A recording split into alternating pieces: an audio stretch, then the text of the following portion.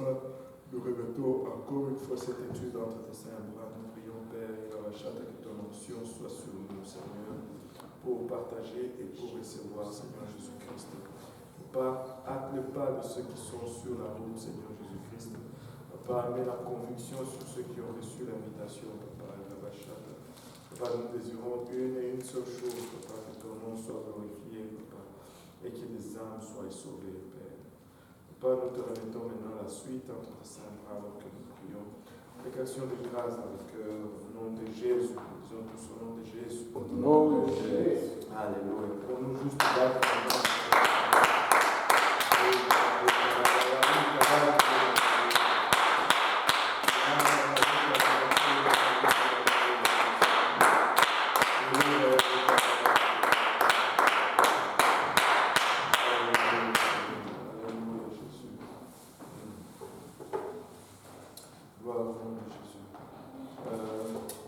nous avions commencé à parler de l'arche la dernière fois. Nous avions commencé à voir Noé était appelé à construire cette arche et comment les dimensions étaient précises et les spécificités. Dieu était très spécifique en ce qui concerne la construction de l'arche. Et la Bible nous dit dans le livre, je vais bailler un peu de temps en temps, pardon, le moteur va chauffer avant de partir. Et, Seigneur, maintenant, si on regarde dans le livre de Genèse chapitre 6, le dernier verset nous dit, le verset 29 nous dit, c'est ce que fit Noé, il exécuta tout ce que Dieu lui avait ordonné. Et j'aime cette phrase, j'aime ce verset, parce que ça doit être là la façon de faire le chrétien, d'exécuter tout ce que Dieu ordonne. Et parce qu'il a exécuté tout ce que Dieu lui avait ordonné, il est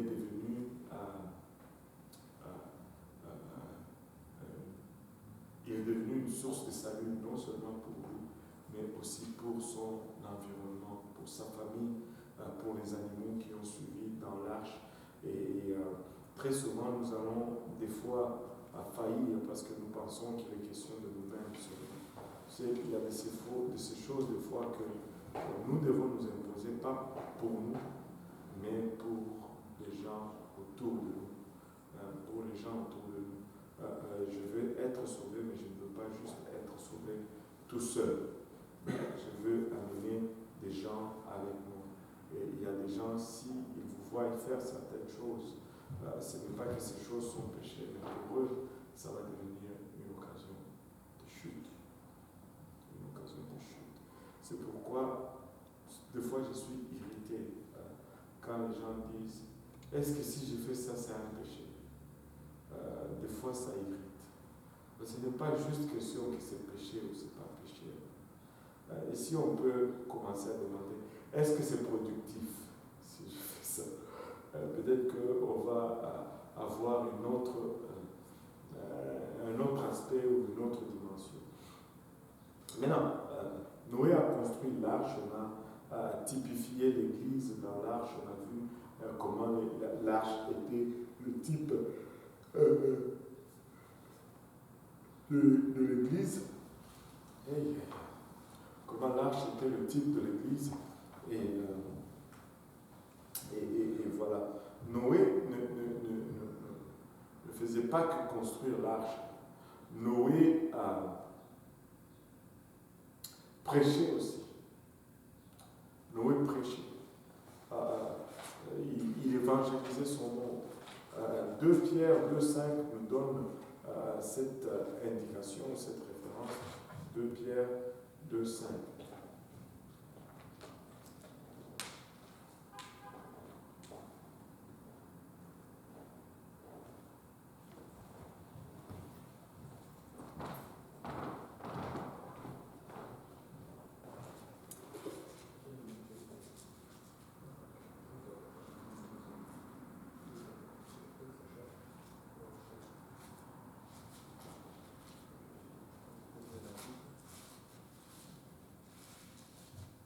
2 Pierre 2,5. 2 Pierre 2,5, juste. Je parle mes énergies. Okay. Ça dit, s'il n'a pas épargné l'ancien monde, mais s'il a sauvé Noé, lui, 8e, ce prédicateur de la justice, alors, lorsqu'il fit venir le déluge sur le monde d'Elvie, lui, ce prédicateur de justice, Noé était un prédicateur de la justice. Ça, c'est mon ami Matt Matteo. Matt Matteo. Hein? Je te fais une coiffe. Ouais.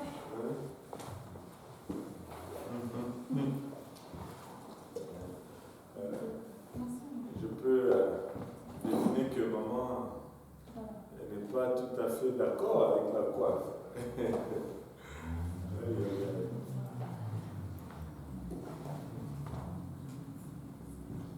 Maintenant, Noé était un prédicateur de la justice. Il prêchait, il ne faisait pas seulement que construire l'arche, mais il prêchait et il voulait que les gens embarquent dans l'arche. Maintenant, quand nous avançons dans le chapitre 7, nous voyons que finalement l'arche est finie de construire. Le verset 5 du chapitre 7 nous réitère encore ce que nous dit le verset 22 du chapitre 6. On peut lire à partir du chapitre 7, verset 5. Noé exécuta tout ce que l'Éternel lui avait ordonné. Noé avait 600 ans lorsque le déluge d'eau fut sur la terre. Et Noé entra dans l'arche avec ses fils, sa femme et les femmes de ses fils pour échapper aux eaux du déluge. D'entre les animaux purs et les animaux qui ne sont pas purs, les oiseaux et tout ce qui se meut sur la terre, il entra dans l'arche auprès de Noé 2 à 2, un mâle et une femelle, comme Dieu l'avait ordonné à Noé. 7 jours après, les eaux du déluge furent sur la terre. L'an 600 de la vie de Noé, le second mois, le 17e jour du mois, en ce jour-là, toutes les sources du grand abîme jaillirent, et les écluses de cieux s'ouvrirent. La pluie tomba sur la terre, 40 jours et 40 nuits. Ces mêmes jours entrèrent dans l'arche Noé, Sem, Cham et Japheth, fils de Noé, la femme de Noé et les 3 femmes de ses fils avec eux. Eux et tous les animaux selon leur espèce, tous les bétails selon son espèce, tous les reptiles qui rampent sur la terre selon leur espèce, tous les oiseaux selon leur espèce aussi, tous les petits oiseaux, tout ce qui a des ailes. Ils entrèrent dans l'arche auprès de Noé, 2 à 2, de toute chair et en souffle de vie. Ils en entra mâle et femelle de toute chair, comme Dieu l'avait ordonné à Noé. Puis l'Éternel ferma la porte sur lui. Puis l'Éternel ferma la porte sur lui. Nous pouvons nous imaginer ici un peu, la Bible nous dit encore une fois que Noé a exécuté tout ce que Dieu lui avait ordonné. Et la Bible nous dit qu'il avait 600 ans lorsque le déluge est venu sur la terre et qu'il est entré dans l'arche. Mais il y a quelque chose de particulier ici. La Bible nous dit que les animaux sont entrés dans l'arche et puis les eaux ne sont tombées que 7 jours plus tard. Les eaux ne sont tombées que 7 jours plus tard. La Bible nous dit c'était un 17 février que non seulement la pluie a commencé à tomber, mais on dirait il y avait aussi de l'eau qui sortait de la terre. Je ne sais pas comment expliquer cela. Est-ce qu'il y avait de l'eau en dessous de la terre? Oui. Si on regarde même jusqu'à aujourd'hui, il y a ce qu'on appelle des nappes aquifères où tu trouves de l'eau. Mais la Bible nous dit que les sources du grand abîme jaillirent et les écluses des cieux s'ouvrirent. Je ne sais pas si le grand abîme fait référence aux profondeurs de la terre, mais les théologiens disent qu'il y avait l'eau qui sortait, qui jaillissait de la terre, et en même temps, il y avait la pluie qui tombait en abondance, et cela pendant 40 jours et 40 nuits, il n'a pas arrêté de pleuvoir. Regardez, déjà, juste cet été, ou le début de cet été, il y a eu un peu plus de pluie que d'habitude. On a des catastrophes, des inondations et ce n'est même pas des pluies continues pour 40 jours. Mais là, ça tombait pendant 40 jours et 40 nuits. Il pleuvait. Je ne sais pas, ici c'est de moins en moins, on voit ça rarement. Mais je me rappelle quand on était petit, il y avait de ces fois des pluies qui commençaient à pleuvoir et ça pouvait pleuvoir pendant 3 jours même. Des fois ça pouvait pleuvoir de façon un peu torrentielle. Là. Ça pouvait pleuvoir pendant 6 heures. Il pleut de façon soutenue. Pas des petites pluies là, mais ça tombe. Là, tu rentres dans la maison, tu dors et tu entends le bruit de la pluie. Ça, c'est quelque chose qui me manque. Oui. Le bruit de la pluie sur le toit. Il n'y a rien de comparable. Ça te berce. Tu dors. Tu dors. Si le toit ne coule pas, bien sûr. Aïe, aïe. Et mais 40 jours et 40 nuits. Imaginez-vous 40 jours et 40 nuits. Si tu vas aller au supermarché, il faut prendre une pirogue. Si supermarché. 40 jours et 40 nuits de pluie. Et moi, je me suis toujours imaginé Noé et sa famille dans l'arche. Et deux fois, il y a de ces parties où ce film, le film, donne une image qui peut être un peu plus proche de la réalité. Et moi, je vais aller voir l'arche. Je pense que je vais aller en début du mois de juillet. Je vais aller voir l'arche au Kentucky. Ils ont construit l'arche grandeur réelle. Ah ouais? Ouais. Les chrétiens? Ouais. Et ça s'appelle Creation Museum, le musée de la création. Okay. Ouais, il y a beaucoup de choses qui sont répliquées là-bas et beaucoup de. Tu sais, c'est un site où tu t'instruis beaucoup sur la Bible. Beaucoup sur la Bible. Moi, j'amène les enfants en vacances là-bas et on va rentrer dans l'arche. C'est une première ou c'est quelque chose qui... C'est une première. En dehors pour l'arche, c'est une première. Je pense que là, elle est vraiment complétée. Et dedans, ils ont essayé de faire des compartiments pour voir, pour donner une idée aux gens combien de stock Noé pouvait faire entrer là-dedans. Est-ce qu'ils ont fait des petits dessins, créer des animaux, toutes les espèces d'animaux? Je ne sais pas s'ils ont ça, mais moi j'ai rencontré à Madison quelqu'un qui était là, m'a montré les photos. Je vous dis, ça m'a donné envie d'aller voir. Juste de l'arche, tu regardes comme ça, là. Wow! Wow! C'est immense. C'est immense. Ils ont suivi vraiment les mesures. C'est phénoménal. Moi, je dois aller voir ça.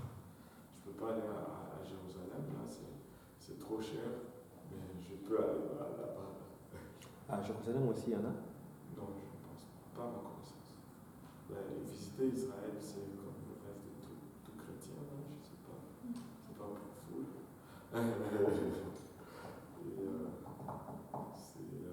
C'est ça. Et j'ai vérifié, c'est pour aller au Kentucky, là où il y a l'arche, c'est 14 heures de route, 13 heures et quelques. Donc c'est vraiment faisable. Vraiment faisable. Maintenant, l'arche était construite.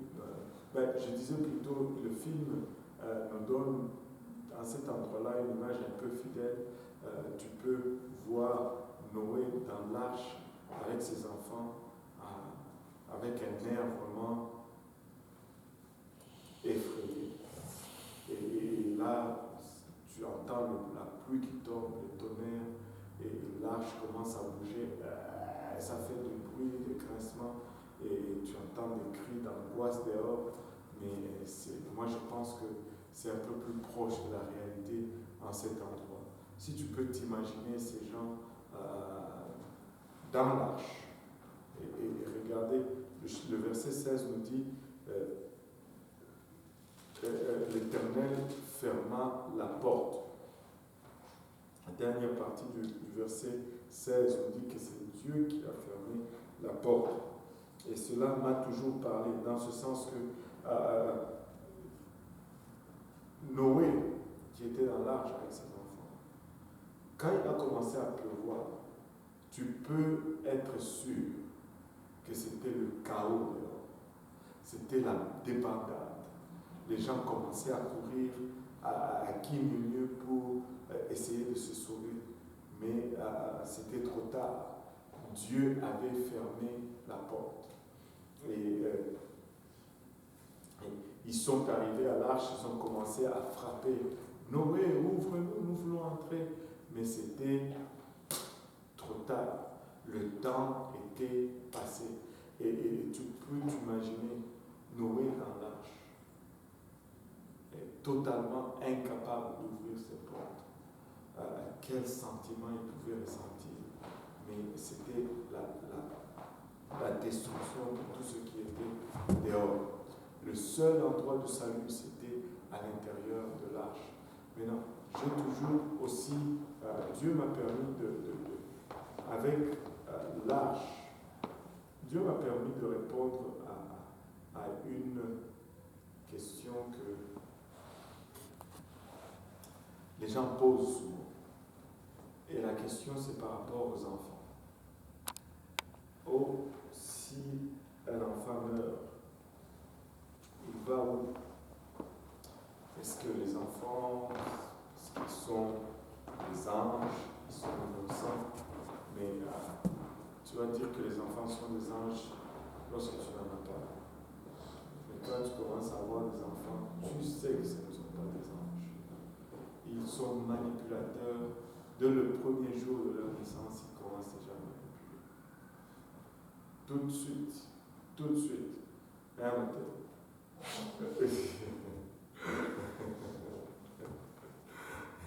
Ils commencent tout de suite. Les enfants ne sont pas des anges. Mais non. Et ça a toujours été une question sensible. Les gens te disent, comment tu peux dire que les enfants qui n'ont rien fait, ils vont aller au ciel, ils vont aller plutôt en enfer. Moi, je n'ai jamais dit, ou je n'ai jamais mis un seul enfant en enfer. Mais j'essaie juste de voir ce que la parole de Dieu dit avec objectivité. Mais non, je ne me rappelle plus où, mais tu sais, un enfant, quand il n'est pas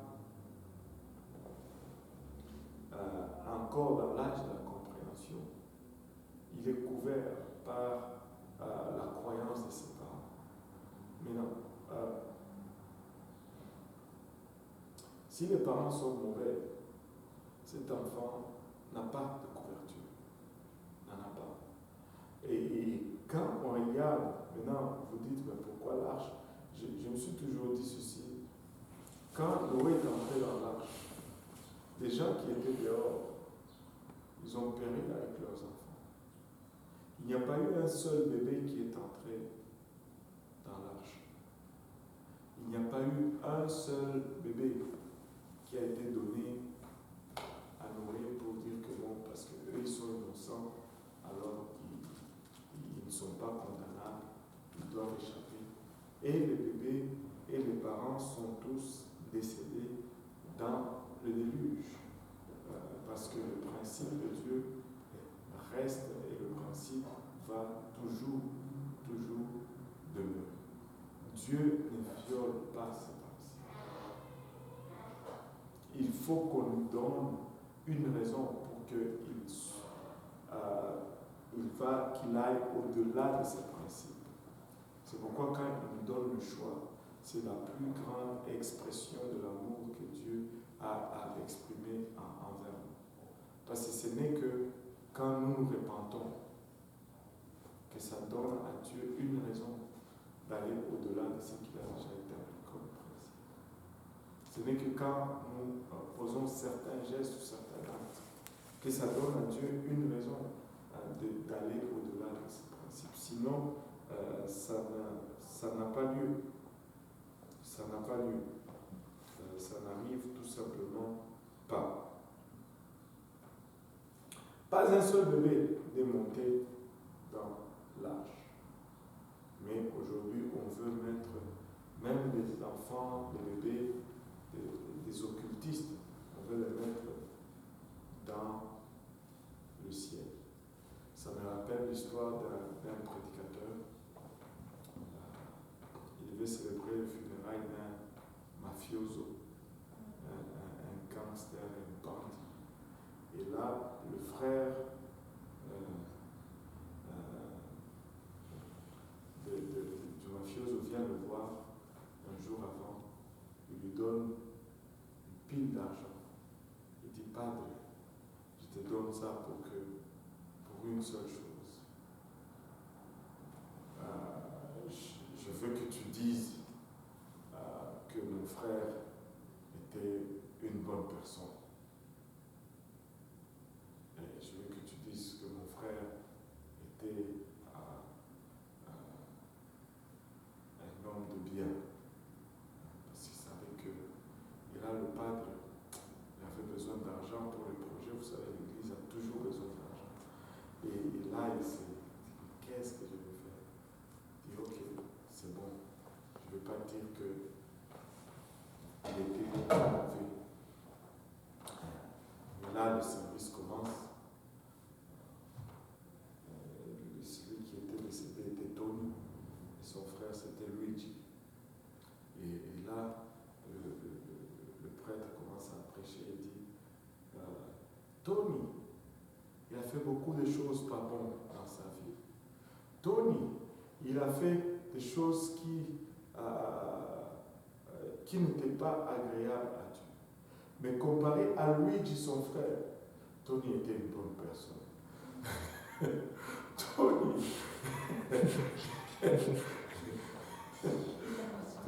Tony, il a fait ceci. Mais comparé à Luigi, Tony, on pouvait dire qu'il a marché avec intégrité. et le padre s'en est sorti comme ça. Mais laissez-moi vous dire qu'il n'y a pas eu d'enfants dans l'arche parce qu'ils étaient bébés.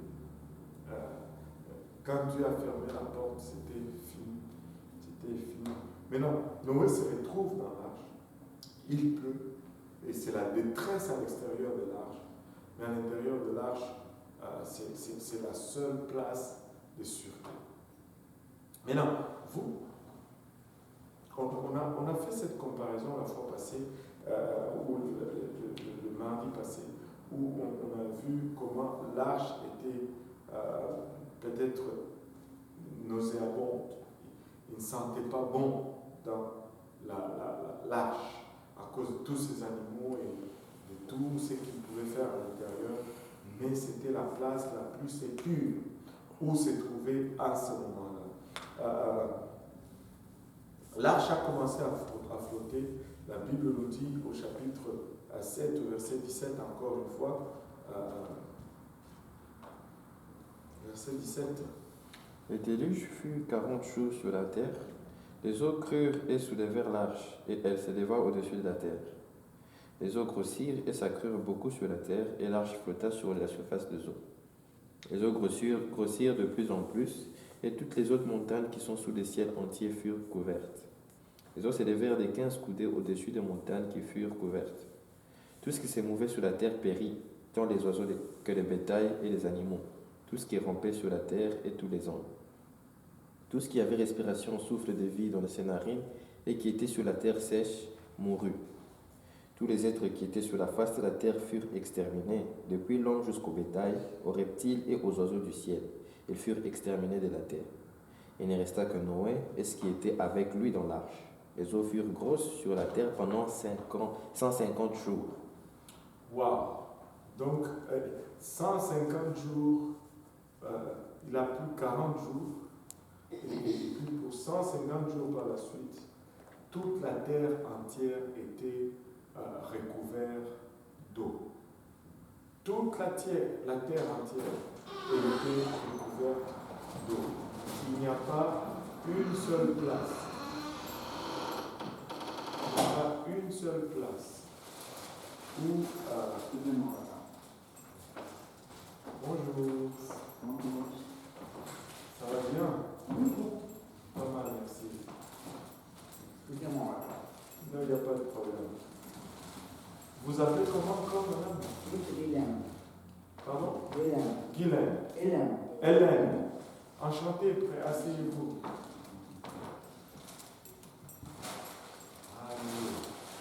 Il y a eu, l'eau a recouvert toute la terre. On est en train de parler de Noé et du déluge.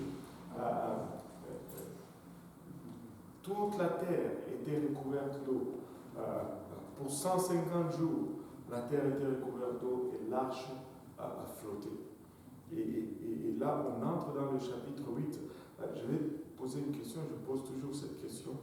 Combien de temps Noé est-il resté dans l'arche? On va le voir. Combien de temps Noé est resté dans l'arche? Il est resté au-delà de 40 jours. La pluie a duré 40 jours. Mais lui est resté dans l'arche au-delà de 40 jours. Le chapitre 8 du livre de Genèse nous dit que Dieu se souvient de Noé et de tous les animaux. Quelqu'un peut le lire, chapitre 8, à partir du premier verset. Dieu se souvint de Noé, de tous les animaux et de tous les bétails qui étaient avec lui dans l'arche. Et Dieu fit passer un vent sur la terre et les eaux s'apaisèrent.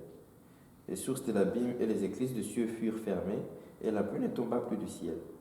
Les eaux se retirèrent du dessus de la terre, s'en alla et s'éloignant, et les eaux diminuèrent au bout des 150 jours. Le 7e mois, le 17e jour du mois, l'arche s'arrêta sur les montagnes d'Ararat. Les eaux allèrent en diminuant jusqu'au 10e mois. Le 10e mois, les premiers jours du mois, apparurent les sommets des montagnes. Voilà. Là, on nous montre vraiment que l'eau commence à diminuer. Maintenant, regardez ceci.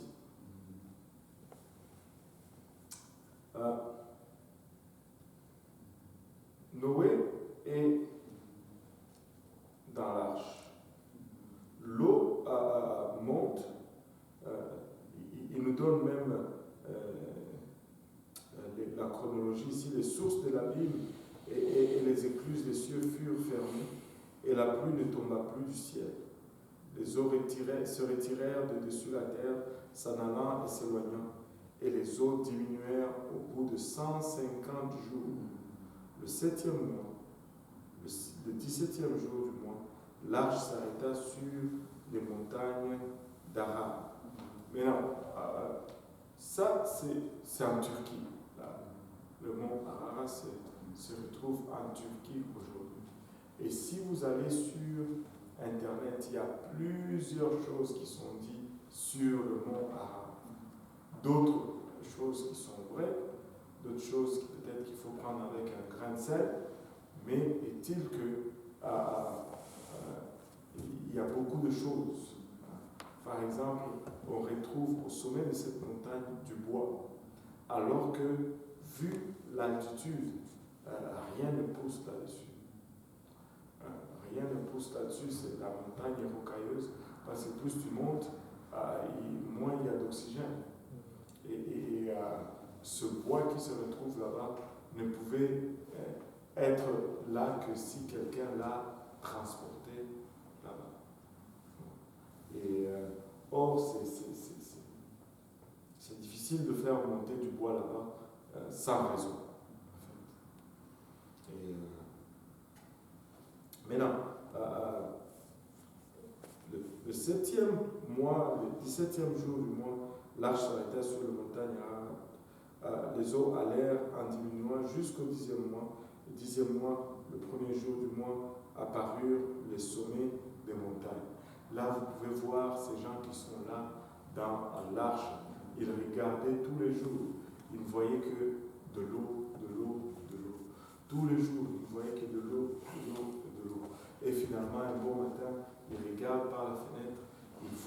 pic de la terre. Et tu peux t'imaginer la joie et l'espoir qui renaît. C'est quelque chose de dur à vivre. C'est quelque chose de très dur à vivre. Il n'y avait plus aucun autre bruit dehors. Juste le silence. Un jour, je priais, j'étudiais la parole de Dieu. J'ai commencé à méditer là-dessus. Juste le silence devait être lourd à porter. Tu t'imagines, là, tu es pas dans une ville où il y a moins d'habitants. Déjà, dans une ville où il y a moins d'habitants, c'est silencieux. Mais il n'y a rien sur la terre. Ça fait peur. Ça fait peur. Juste le silence est lourd à porter. Juste ce silence-là est très lourd à porter. Tu cries « Oh! Oh! Oh! Oh! Oh!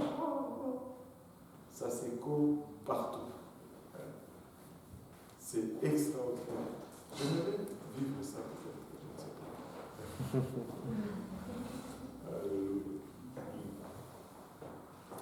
Et c'est ça. Maintenant, si on continue, au bout de 40 jours, Noé ouvrit la fenêtre qu'il avait faite à l'arche. Il lâcha le corbeau. Quelqu'un peut continuer la lecture? Il lâcha le corbeau qui sortit partant et revenant jusqu'à ce que les eaux eussent séché sur la terre. Il lâcha aussi la colombe pour voir si les eaux avaient diminué à la surface de la terre. Mais la colombe ne trouva aucun lieu pour poser la planche de son pied et elle revint à lui dans l'arche, car il y avait des eaux à la surface de toute la terre. Il avança la main, la prit et la fit rentrer auprès de lui dans l'arche. Il attendit encore 7 autres jours et il lâcha de nouveau la colombe hors de l'arche. La colombe revint à lui sur le soir, et voici une feuille d'olivier arrachée était dans son bec. Noé connut ainsi que les eaux avaient diminué sur la terre.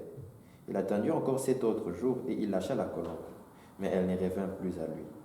L'an 601, les premiers jours du mois, les eaux avaient cessé sur la terre.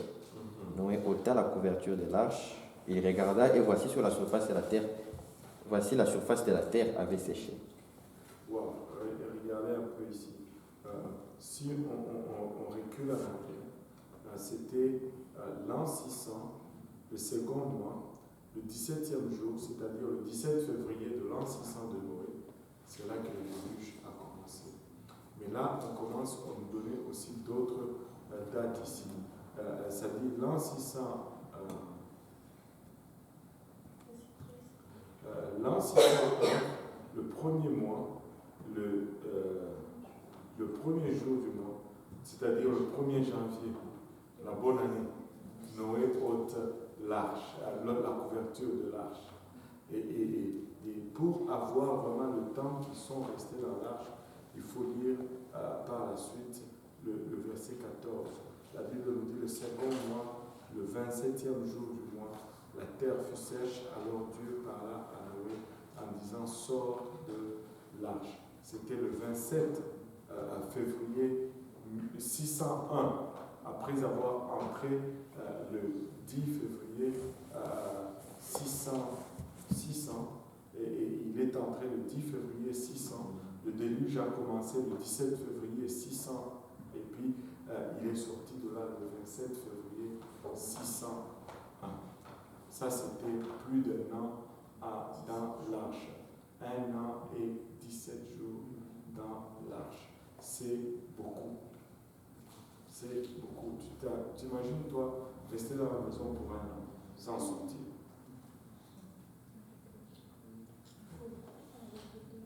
L'odeur, avec l'odeur.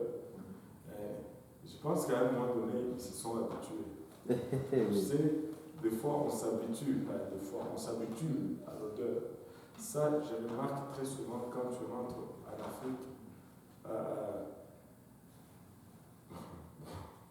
C'est un sujet délicat un peu là, mais je vais le dire quand même.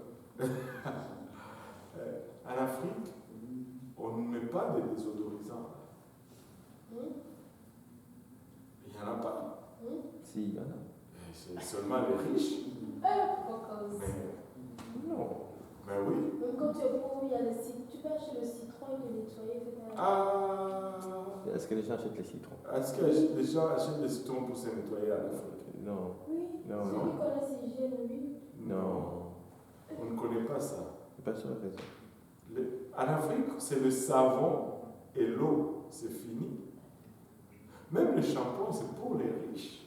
Même les citrons dont elle parle, ce sont les gens d'une certaine culture qui ont ces connaissances-là. Ça, je dis. Mais quand moi je parle d'Afrique, je dis tout le monde. Moi, je ne parle pas d'une petite classe. Même là-bas, se laver. Une seule place que j'ai vue, les gens se lavaient avec l'eau de citron. C'était au Casa dell'Italiano. C'est un club italien. C'est comme la maison de culture italienne.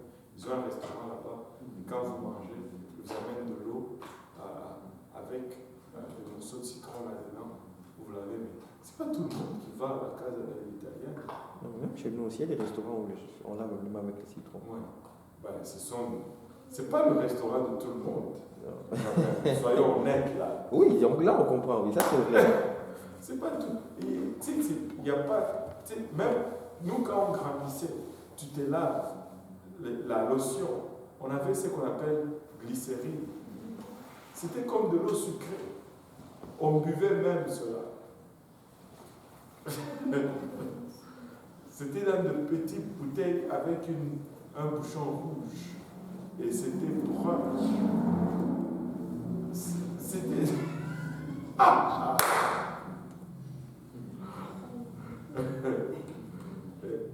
C'est comme. Les gens là-bas, ils sont habitués à l'odeur, à la transpiration. C'est normal. Mais quand tu arrives, ça te prend quelques jours avant que tu t'ajustes. Parce que tu n'es plus habitué.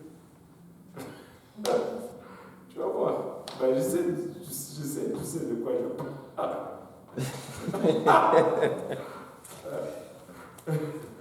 Bon, mais c'est la réalité. On ne peut pas cacher ses origines. Amen. Et, donc, c'est ça. Maintenant, 1 an et 17 jours dans l'âge. Et 10 jours. Il est entré les 17, il est sorti. Il a commencé à pleuvoir le 17. Les 17.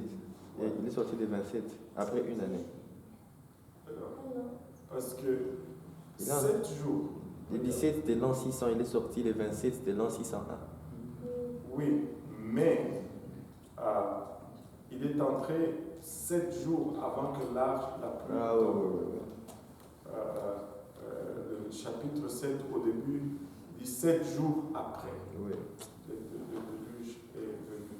Donc, bon, on va dire 1 an et 10 jours, plus ou moins 17, plus ou moins 7.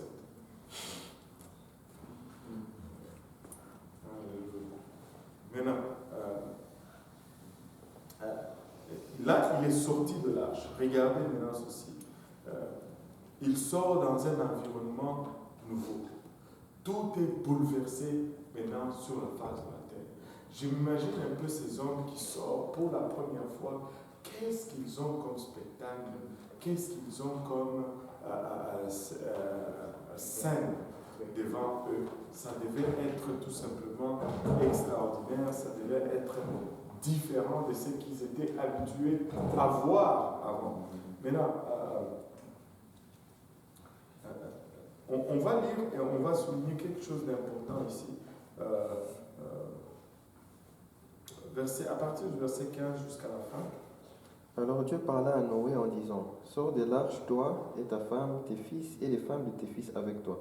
Fais sortir avec toi tous les animaux de toute chair qui sont avec toi, tant les oiseaux que le bétail et tous les reptiles qui rampent sur la terre, qu'ils se répandent sur la terre, qu'ils soient féconds et multiplient sur la terre. Et Noé sortit avec ses fils, sa femme et les femmes de ses fils. Tous les animaux, tous les reptiles, tous les oiseaux, tout ce qui se meut sur la terre, selon leur espèce, sortirent de l'arche. Noé bâtit un autel à l'Éternel et prit de toutes les bêtes pures et de tous les oiseaux purs, et il offrit des holocaustes sur l'autel. l'Éternel sentit une odeur agréable. Et l'Éternel dit dans son cœur, je ne maudirai plus la terre à cause de l'homme, parce que les pensées du cœur de l'homme sont mauvaises de sa jeunesse, et je ne frapperai plus tout ce qui est vivant, comme je l'ai fait. Maintenant, regardez le dernier verset. Tant que la terre subsistera,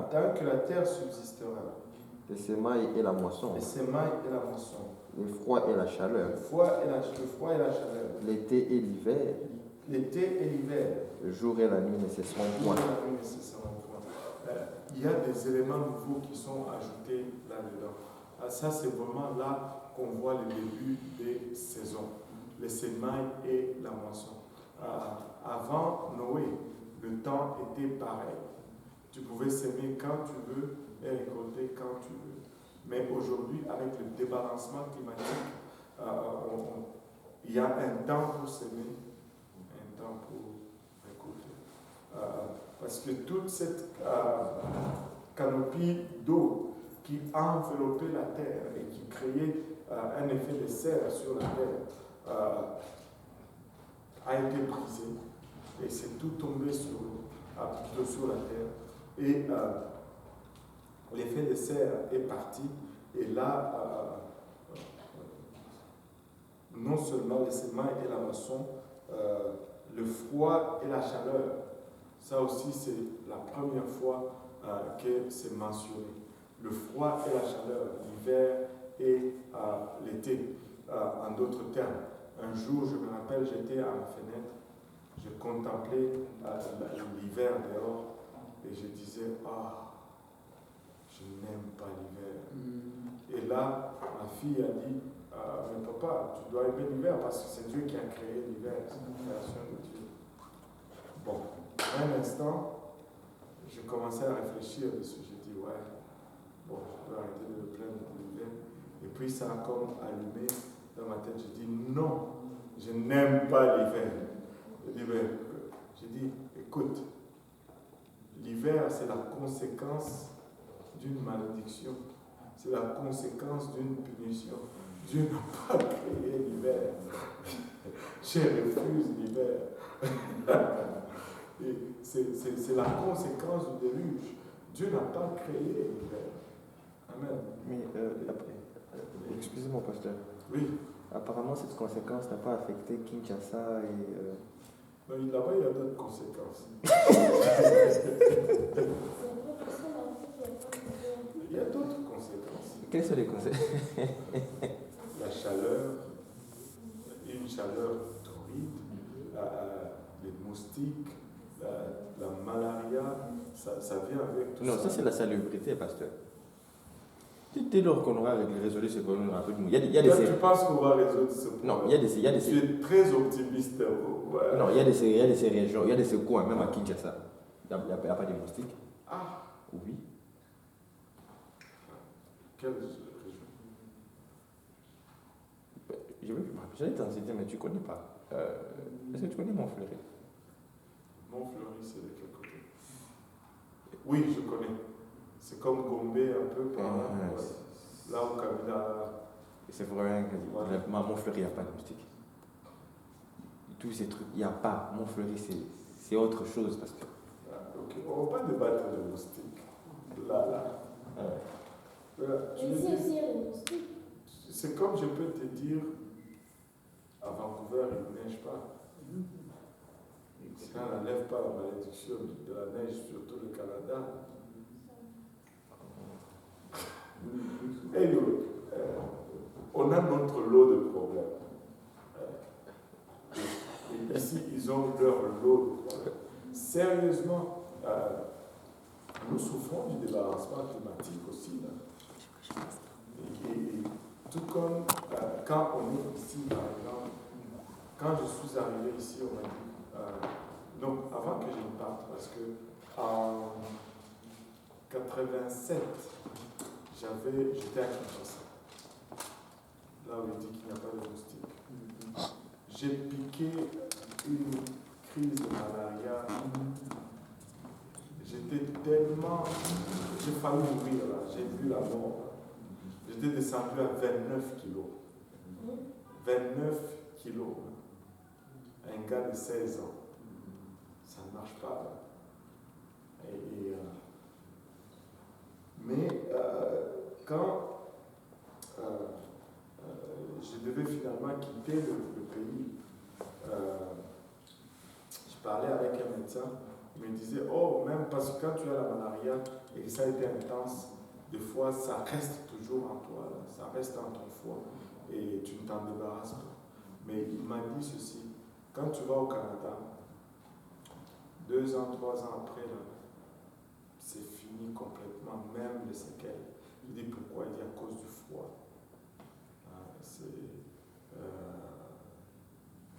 C'est une bactérie qui ne supporte pas le froid.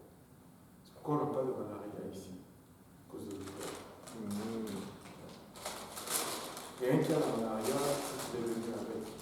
Tu ne peux pas contracter ça ici, à cause de l'hiver. Bon, voilà un fléau que nous avons là-bas, non pas ici.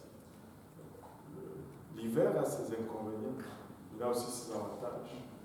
C'est qu'il y a moins de microbes qui se développent parce que le froid coupe un peu la progression de toutes ces choses. Mais bon. Je préfère la malaria.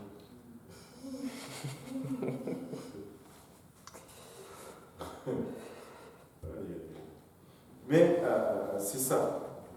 Donc le débalancement climatique est devenu une réalité. Maintenant, j'aime le chapitre 9. Et le chapitre 9 nous introduit une série de commandements, une série d'ordres. On va y aller, on va disséquer le chapitre 9. Si on peut lire le chapitre 9, versets 1 à 7. Dieu bénit Noé et ses fils et leur dit, soyez féconds, multipliez et remplissez la terre. Vous serez un sujet de crainte et d'effroi pour tout animal de la terre, pour tout oiseau du ciel, pour tout ce qui s'émeut sur la terre et pour tous les poissons de la mer. Ils sont livrés entre vos mains. Tout ce qui s'émeut et qui a vie vous servira de nourriture. Je vous donne tout cela comme l'herbe verte. Seulement, vous ne mangerez point de chair avec son âme, avec son sang. Sachez-le aussi, je redemanderai le sang de vos âmes. Je le redemanderai à tout animal, et je redemanderai l'âme de l'homme à l'homme qui est son frère. Si quelqu'un verse le sang de l'homme, par l'homme son sang sera versé, car Dieu a fait l'homme à son image. Et vous, soyez féconds et multipliez. Répandez-vous sur la terre et multipliez sur elle. Voilà. On va juste récapituler cela et tirer tout. Il y a vraiment beaucoup d'enseignements dans ces quelques 7 versets. La Bible dit, Dieu bénit Noé et ses fils et leur dit, soyez féconds, multipliez et remplissez la terre. Ceci doit résonner en nous. Ça doit vraiment résonner en nous. Ça nous rappelle, Mathéo, ça nous rappelle quoi? Soyez féconds, multipliez et remplissez la terre. À qui est-ce que Dieu a dit ça? Oui, là il le dit à Noé, mais il avait dit à une autre personne avant.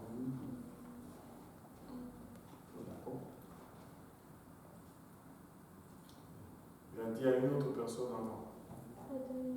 Adam et Ève. Oui, ma mère, je savais qu'ils étaient mon gars. Il a dit ça à Adam et Ève au tout début. Soyez féconds, multipliez et remplissez la terre. Maintenant, qu'est-ce que ceci nous donne comme indication? Adam et Ève, c'était le début. Et Dieu redit les mêmes choses qu'il a dit au début. Ça devient comme un nouveau début, un nouveau commencement. Dieu donne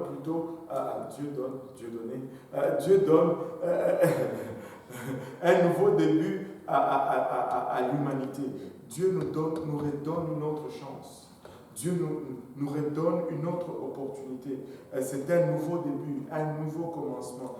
Et n'êtes-vous pas content que nous servons un Dieu qui nous donne des opportunités de recommencer? N'êtes-vous pas content que nous servons un Dieu qui nous donne des opportunités de recommencer? Amen. Parce que n'eût été ces opportunités, écoutez, ça serait déjà fait pour nous tous ici. Moi en premier. Dieu est un Dieu qui nous redonne souvent une autre chance. Souvent. Et il dit, vous serez un sujet de crainte et d'effroi pour tout animal de la terre, pour tout oiseau du ciel, pour tout ce qui s'émeut sur la terre et pour tous les poissons de la mer. Mais, il dit, à partir de maintenant, les animaux vont vous craindre. Et on peut observer cela dans notre nature aujourd'hui. Si tu approches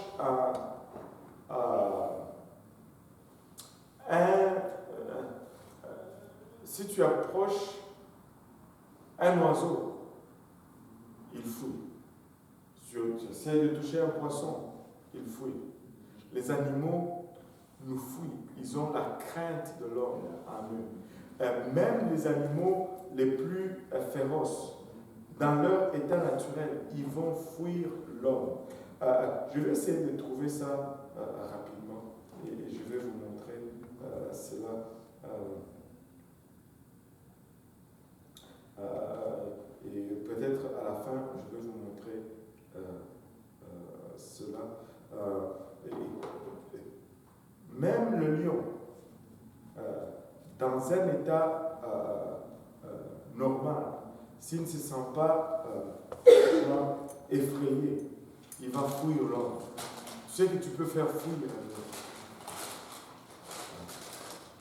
Ne va pas essayer de l'expérimenter. Crois-moi.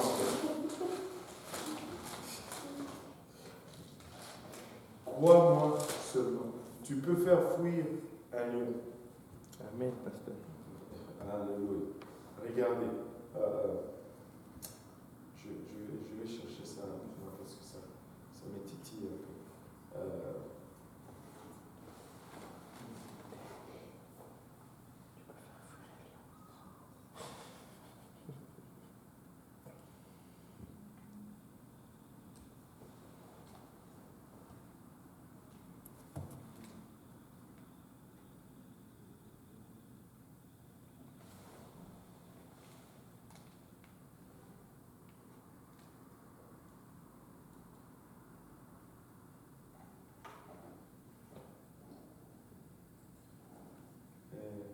Ça, là, c'est quelque chose d'extraordinaire. Je vous dis.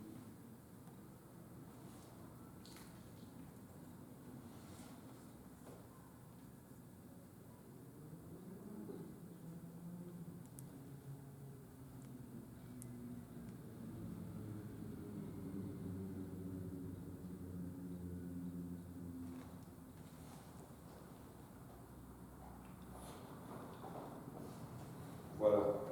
C'est ça. Je vais vous montrer. Ça, c'est phénoménal. 15 lions. 15 lions. Je ne sais pas si vous voyez. 15 lions.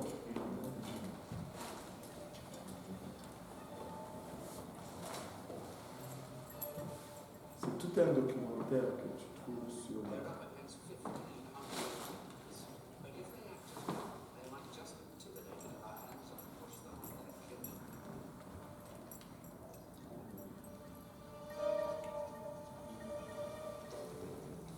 Regarde, il se lève, il commence à marcher droit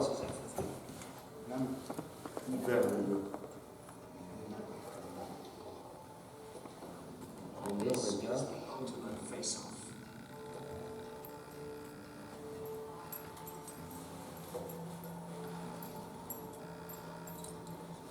Suddenly, the lions back off.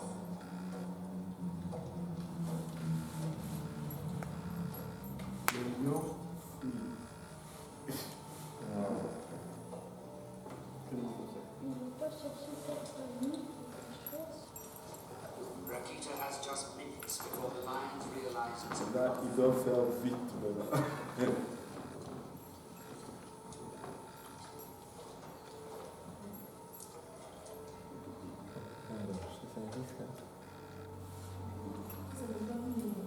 In a matter of seconds, he butchers the haunch of the wildebeest and they beat a hasty retreat.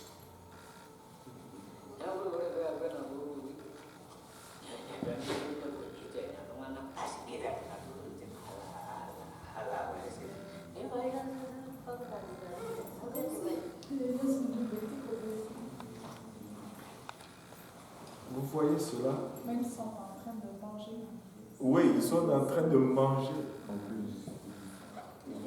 This is a scene which is played out throughout human Incroyable. existence. Hunters using brains, not raw, to outwit their mighty competitors.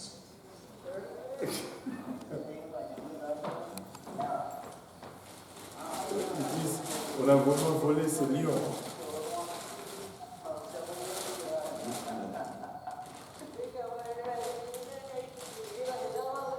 Mais d'habitude, ils vont sur des champs.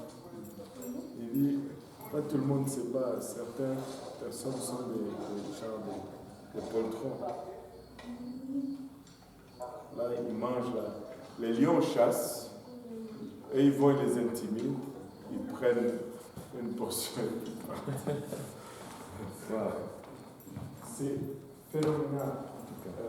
Et les choses de la nature qu'on vit dans la vie, on peut le voir. Vous partez là, hein? Ok. C'est quoi votre prénom? Moi, c'est Dieudonné. Et où c'est Dieudonné? Mardi prochain, on va être là. Ok. Ouais, mardi, on commence à 19h. On va vous voir mardi? Ah oui. Super. Merci. Au revoir. Alléluia. Maintenant, l'animal maintenant alors a peur de l'homme. Tu veux attraper un oiseau, il fuit. Tu cours après une poule, elle fuit. Maintenant, pourquoi est-ce que Dieu a mis cette crainte de l'homme dans l'animal?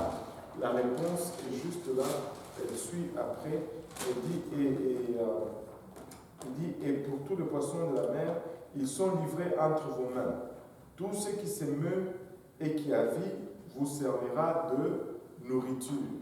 Parce que là, à partir de ce moment, c'est après le déluge, que Dieu donne la permission maintenant à l'homme de manger la viande, de manger le poisson et de manger les oiseaux, les cailles, j'aime les cailles. Et tout ce qui... Maintenant, toutes ces choses, pour qu'ils aient une chance de survie, Dieu met la crainte en eux. Écoute, si ce n'était pas cela, des fois quand je vais chez le frère Yannick, ça m'est déjà arrivé 2 fois, sur Sherbrooke, là, tu vois un chevreuil qui traverse. Tu en as déjà vu? Oui, ça, c'est Sherbrooke. Ouais, écoute, quand je le vois comme ça, je bave déjà. Je me dis, un jour je disais à mes enfants, je m'arrête, je l'appelle Guili, viens ici, il rentre dans la voiture, et on arrive à la maison, viens mon coco, viens mon coco. On va dans la salle de bain, et on a de la viande pour 2 mois, et de la bonne viande, Mais pour empêcher cela, Dieu a mis la crainte de l'homme dans l'animal. Dieu a mis la crainte de l'homme dans l'animal, comme ça l'animal a une chance de survivre, parce que nous commençons à les manger. Avant cela, on ne mangeait pas les animaux, donc c'était safe pour eux de jouer avec nous. Mais là, ils jouent avec nous, c'est dangereux. C'est dangereux. Et l'Éternel sait toujours comment équilibrer les choses. Amen. Il sait toujours comment équilibrer les choses. Il dit, je vous donne tout cela comme l'herbe verte. Mais regardez le verset 4. Il dit seulement, tout le monde dit seulement.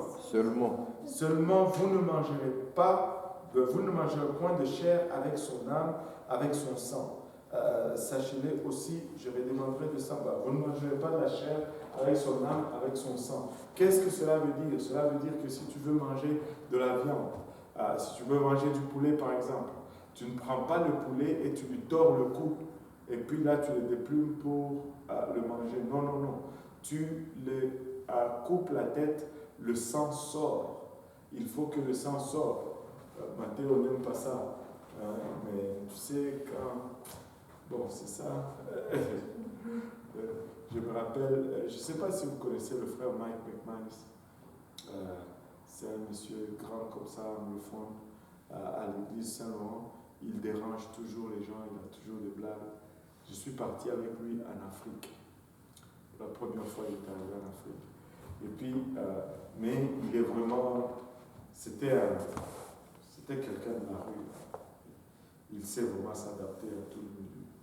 Un jour, il va au petit marché, là chez nous, il achète 2 poules, il amène à la maison et il donne à ma mère.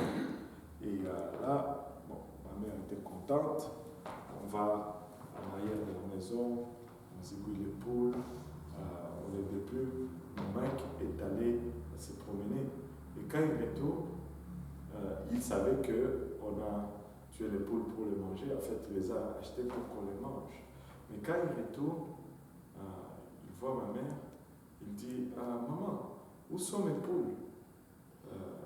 Maman dit Oh, on est en train de le cuisiner. Il dit Non, vous avez tué mes poules? Moi, je les ai achetées comme animaux de compagnie. C'était pas pour les manger.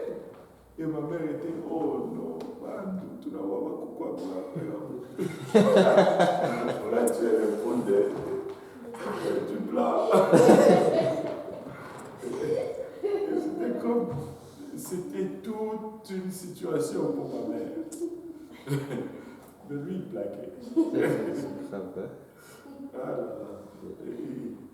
Donc, il faut égorger et laisser sortir le sang. Certaines personnes disent, mais est-ce que si je mange un steak saignant, c'est mauvais? Je dis non, c'est pas que c'est mauvais publiquement, mais un steak saignant, du point de vue santé, c'est pas la meilleure chose, dans ce sens que faut respecter certaines conditions pour manger la viande qui n'est pas vraiment crue. Parce que ça développe facilement les bactéries et toutes ces choses. Mais ce n'est pas parce qu'il est saignant que tu as péché. Quand la Bible dit tu ne mangeras pas l'animal avec son sang, ça parle d'égorger. Ça ne veut pas dire que tu prends la viande, tu la tords jusqu'à ce que tout le sang sorte avant de manger. Non, c'est pas ça. Ce n'est pas ça. Ce n'est pas techniquement cela.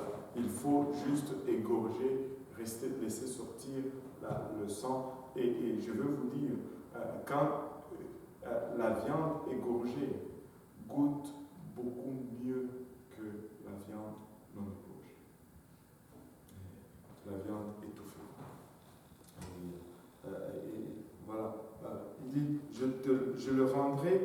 Non, il dit, seulement vous ne mangerez point de chair avec son âme, avec son sang. Sachez-le aussi, je redemanderai le sang de vos âmes, je le redemanderai à tout animal, et je redemanderai l'âme de l'homme, à l'homme qui est son frère. Si quelqu'un verse le sang de l'homme, par l'homme, son sang sera versé, car Dieu a fait l'homme à son image. Il dit, il n'y aura pas de sang de l'homme qui va être versé, qu'on ne va pas demander de compte là-dessus. En d'autres termes, qu'est-ce que Dieu est en train de dire? Il est en train de dire que parce que l'âme réside dans le sang, tu ne manges pas le sang. Et c'est le seul commandement, comme vous le voyez, qui a été donné à partir du moment où on a commencé à manger avec la viande. Et c'est le seul commandement qui est traversé dans le Nouveau Testament, dans le livre des Actes, si je ne m'abuse, chapitre 15, quand il est question de païens et que les disciples commencent à argumenter si on va leur imposer les lois de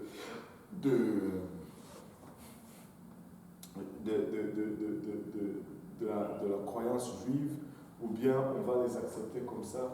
Il y a eu ce qu'on appelle, la plupart des gens appellent cela le premier concile, le concile de Rome, où les apôtres se sont réunis et ils se sont dit on ne peut pas imposer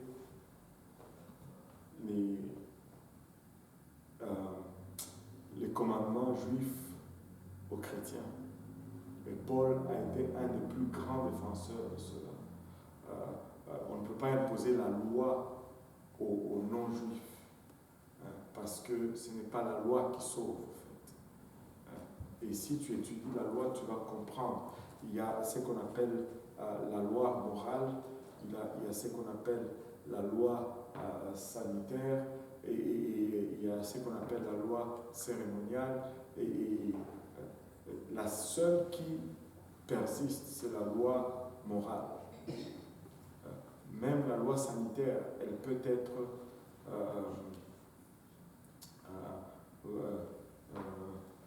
supersede, comment on appelle supersede? Elle peut être supplantée. On peut avoir mieux. J'ai toujours donné cet exemple, la loi sanitaire ou la loi du cadavre. Quand un corps meurt, quand un être vivant, un animal ou un homme meurt, la Bible dit, celui qui manipule un corps mort doit aller se laver dans l'eau courante et rester en dehors du camp pendant 2 jours parce qu'il est souillé. Mais non, ça c'était une loi sanitaire. Ce n'était pas parce que il va aller en enfer, c'est parce qu'un corps mort dégage beaucoup de bactéries. Parce que tous les bactéries, tous les parasites qui vivent en nous, qui dépendent du fonctionnement de notre organisme, quand ils détectent, et il y a des milliards de bactéries en nous, quand ils détectent que le corps est mort, c'est l'exode. Ils commencent à sortir pour chercher un autre corps vivant sur lequel ils vont s'attacher et à continuer leur vie. Et quand on manipule un corps mort, on a beaucoup de bactéries, on récolte beaucoup de bactéries. Et je ne sais pas si vous avez déjà été dans les salons funéraires, pas exactement les salons funéraires, mais les morgues, où on garde les morts, les corps morts. Il y a toujours une odeur forte, parce qu'on utilise des infectants forts continuellement pour éviter la propagation des bactéries. Et maintenant,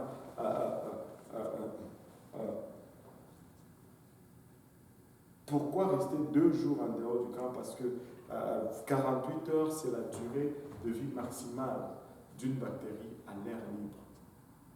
Une bactérie à l'air libre peut résister jusqu'à 48 heures top. Après, c'est fini, elle meurt si elle n'est pas rentrée dans le système. Aujourd'hui, nous avons des désinfectants puissants, nous avons des savons puissants, nous avons des douches et nous pouvons très facilement vivre de façon sanitaire sans s'isoler à coup de 48 heures et sans chercher une rivière où aller nous laver. Amen. Et c'est une loi sanitaire. Mais la loi morale va toujours demeurer. Pourquoi la loi morale demeure toujours? Parce que la loi morale se rapporte à Dieu. Et Dieu ne change pas. Tu ne voleras pas. Tu ne voleras pas dans l'Ancien Testament, tu ne voleras pas dans le Nouveau Testament aussi. Et ça reste comme ça. C'est une loi morale. Maintenant, il dit, je redemanderai à tout animal et je redemanderai l'âme de l'homme à l'homme. Il dit, je vais réclamer l'âme de l'homme à l'animal et je vais réclamer l'âme de l'homme à l'homme. Ça, c'est une réalité qu'on retrouve même aujourd'hui chez nous. Je ne sais pas si vous connaissez des histoires comme ça, mais moi, j'en connais beaucoup des histoires de chez nous où tu vas trouver un animal qui tue un homme. Normalement, un animal qui tue un homme, cet animal doit être tué. C'est ce que la Bible dit, je redemanderai le sang de l'homme à l'animal. Et chez nous, quand un animal, même si c'était un animal qui était élevé pour manger, s'il tue un homme, on ne le mange pas. On le tue et on brûle cette carcasse. Et ici, il y avait un débat, je pense il y a 5-6 ans en arrière, si je ne m'abuse, à Disney. Il y a eu une baleine qui a tué un de ses des dresseurs, voilà. Et c'était tout un débat. On tue la baleine ou pas, finalement, on ne l'a pas tué parce que cette société est un peu perdue.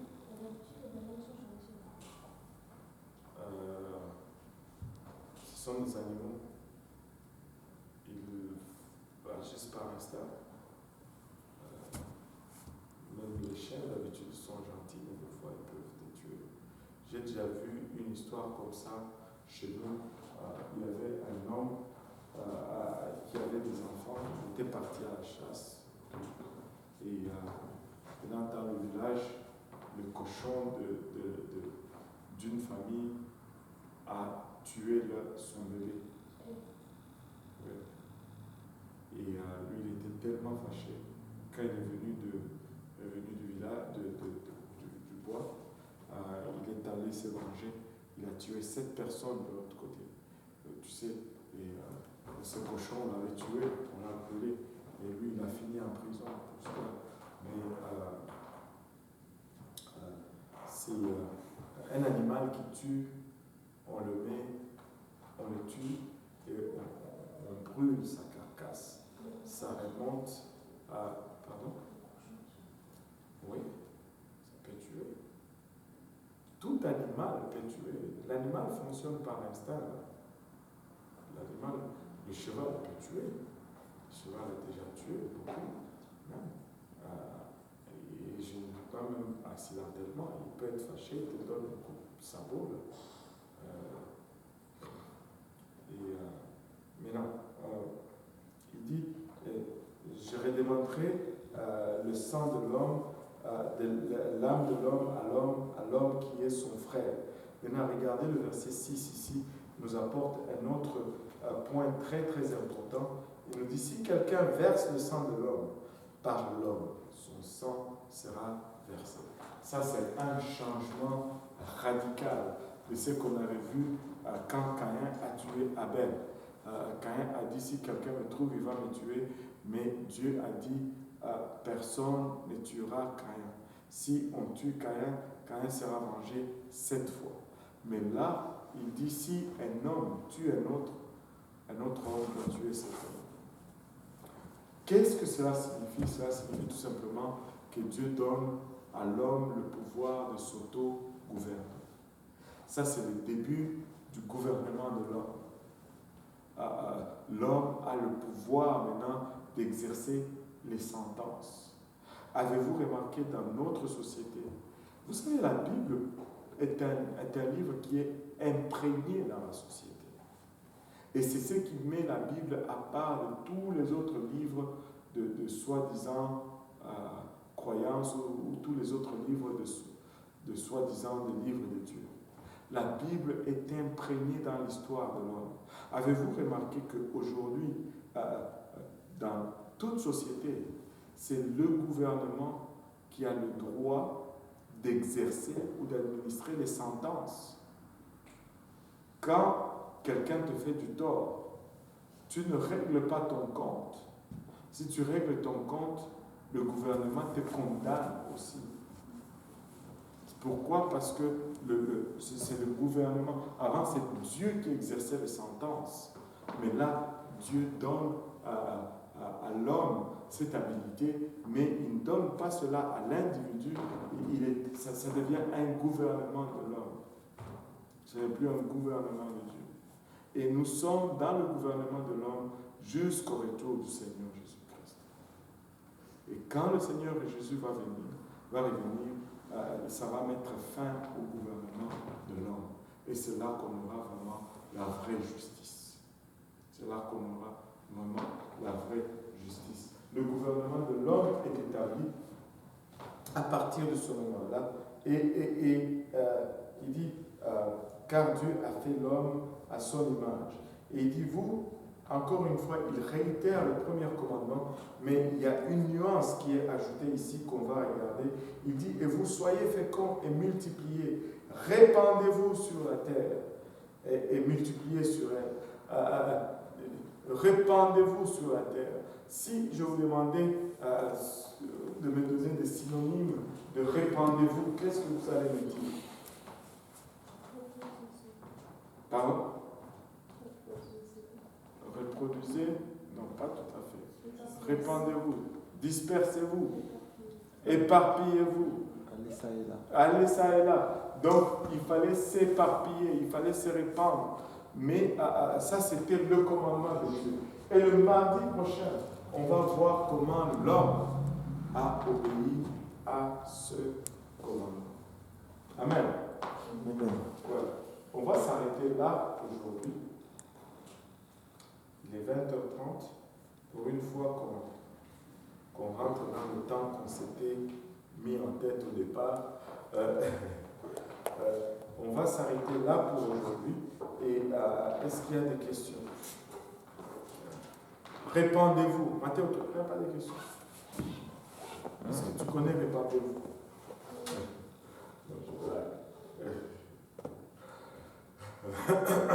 Maintenant, répandez-vous sur la terre, éparpillez-vous sur la terre, et on va revenir là-dessus le mardi prochain. C'est beau? N'oubliez pas samedi, pique-nique de l'école du dimanche. Oui. Et soyez là, soyez nombreux. Nous allons avoir un temps extraordinaire ensemble dans le Seigneur.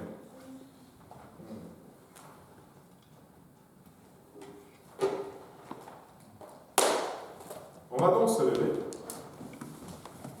Le frère Marc va nous conclure en prière pour que nous partons d'ici. Prions tous ensemble, Seigneur, nous te demandons grâce, nous te disons merci pour ces instants passés dans ta présence. Nous te remercions, Seigneur, pour la parole que tu as apportée. Nous prions, Seigneur, que cette parole, Seigneur, vienne dans nos cœurs et que toi, tu nous ouvres les esprits, Seigneur, afin que nous le recevions et que ça apporte de fruits, Seigneur, pour l'avancement de ton œuvre. Nous allons ainsi prier. Protège, Seigneur, tout un chacun jusqu'au lieu de sa demeure. Dans le nom de Jésus-Christ, nous disons tous au nom de Jésus. Au nom de Jésus. Voilà. Battons.